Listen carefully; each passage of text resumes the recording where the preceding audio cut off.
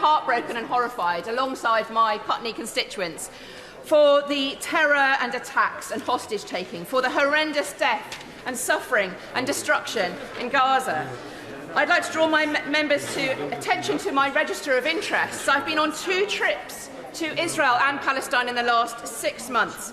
One last September, just before the attacks, with Kabu and Medical Aid for Palestine, and one last week with many other members with Yahad. We visited kibbutzim attacked on October the 7th. We visited Jerusalem and the West Bank. I met with Rachel Goldberg, the mother of Hirsch, a 23-year-old who is very similar to my 21-year-old. He loves travelling, he loves music festivals. He waved his mum goodbye and went off to a music festival on October the 6th. At 8:20 in the morning on October the 7th, he sent his mum 2 text messages. "I love you. I'm sorry." She hasn't heard from him since.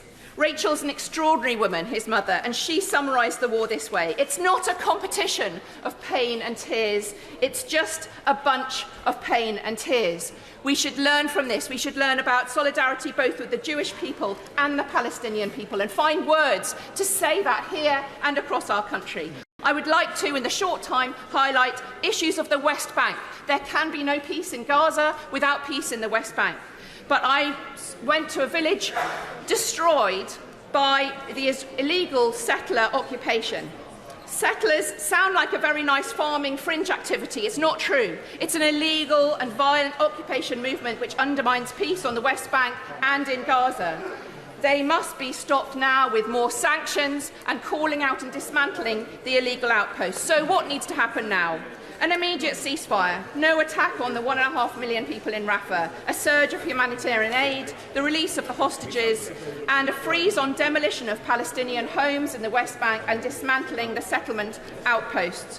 Of course, the people of South Israel and Gaza must be able to return to their homes and rebuild. There must be international recognition of the state of Palestine, and the contested holy sites in Jerusalem must be resolved. The Israeli Defence Force have said they are planning 2024 to be a year of war. We are here today to say no.